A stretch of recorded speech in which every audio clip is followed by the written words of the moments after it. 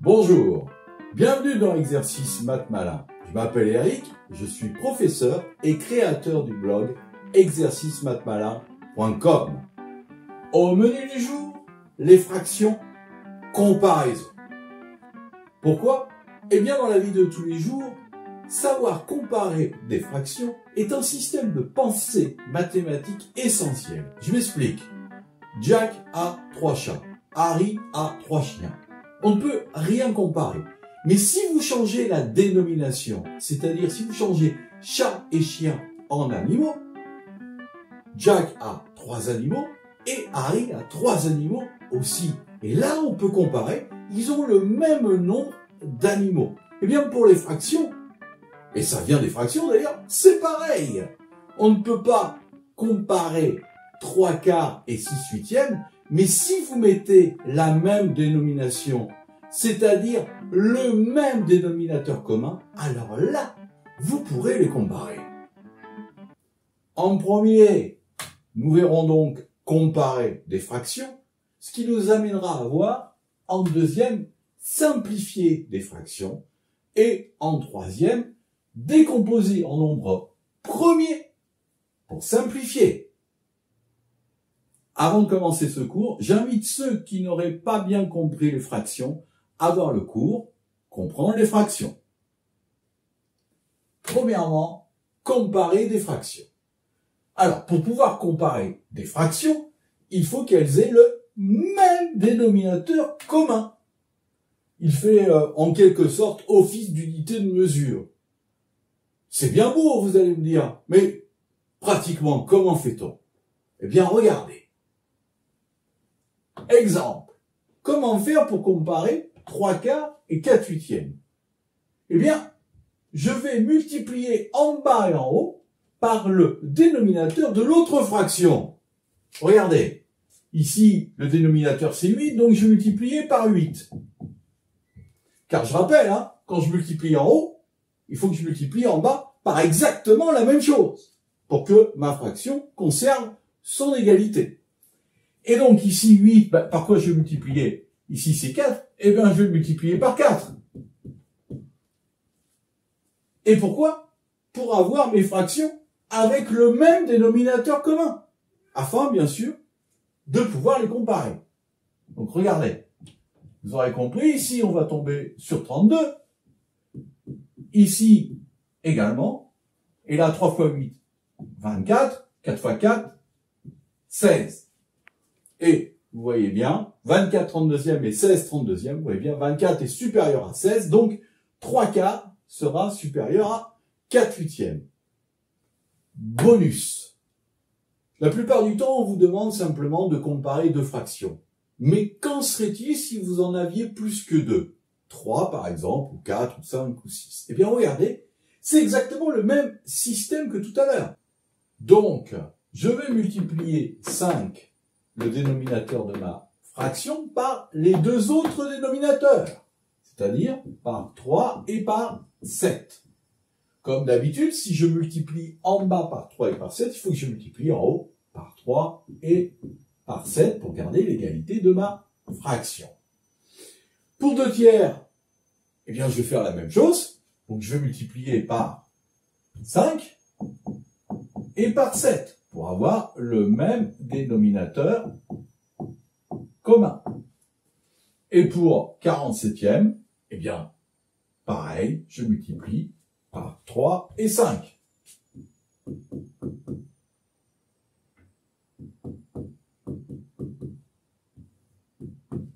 Donc nos 3 fractions ont le même dénominateur commun, qui est 5 fois 3, 15, 15 fois 7, 105.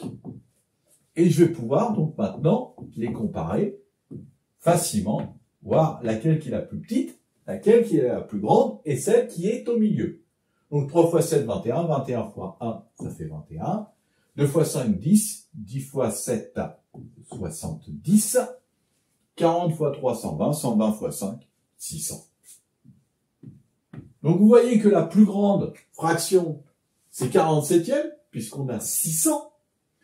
Que celle qui vient après, c'est 2 tiers, puisqu'on a 70. Et la plus petite, eh bien, c'est 1 cinquième, puisque ça nous fait 21 105e. Remarque, le fait de pouvoir changer l'écriture de la fraction en multipliant en haut et en bas par un même nombre permet de supprimer les virgules du diviseur en multipliant par un multiple de 10. Comme on l'a déjà vu dans notre cours, diviser avec des nombres entiers et décimaux. Mais on va le refaire ici très vite parce qu'on est en cinquième, hein, avec cet exemple. 2,56 divisé par 7,987. Donc, c'est égal à 2,56 sur 7,987. Et là, qu'est-ce que je vais faire pour enlever ma virgule qui a 3 chiffres après la virgule? Eh bien, je vais la multiplier par un multiple de 10 qui a 3 zéros. Donc, ça va nous faire 7,987 fois 1000. Et comme j'ai multiplié par 1000 en bas, je suis obligé de multiplier par 1000 en haut. Et ce qui nous donne, donc, une fraction sur 7987, et le numérateur est égal, lui, à 2560. 2560 sur 7987. Il existe une deuxième méthode pour comparer les fractions. Simplifier la fraction. Donc, ce qui nous amène à voir, deuxièmement, simplifier les fractions. Alors, comme on le sait maintenant, si je multiplie en haut, je dois multiplier en bas par le même nombre pour maintenir l'égalité de ma fraction. Eh bien, simplifier, c'est le contraire. C'est-à-dire que si je divise en haut, eh bien, je dois diviser en bas par le même nombre pour obtenir un même dénominateur commun, bien sûr. Reprenons l'exemple de tout à l'heure, 3 quarts et 4 huitièmes. Eh bien, regardez, 4. Je vais prendre le plus grand, bien sûr, hein, pour trouver le plus petit. Parce que là, si je trouve celui-là, ce sera pas forcément avec lui. Hein. Donc, 4, qu'est-ce que c'est? C'est 2 fois 2. Et 8, c'est 2 fois 4. Ah! Je vois que le plus petit, ce sera 4. Donc, moi, ce que je veux, c'est éliminer 2. Donc, eh bien, je divise par 2. Pourquoi? Parce que je rappelle que 2 sur 2, c'est égal à 1. Donc, forcément, je vais éliminer mes 2. Donc, 2 divisé par 2, ça fait 1. 2 divisé par 2, ça fait 1. Donc, il ne me reste plus que 2 quarts. Et, à nouveau, on peut remarquer hein, que 3 quarts, puisque c'est 3, est supérieur à 2 quarts. Bien sûr, on n'utilise pas cette façon. Il y a une façon pour aller plus vite et qu'on utilise régulièrement. Regardez. Pour aller plus vite, regardez. 4 huitièmes, c'est 2 fois 2, comme on l'a vu, et 2 fois 4.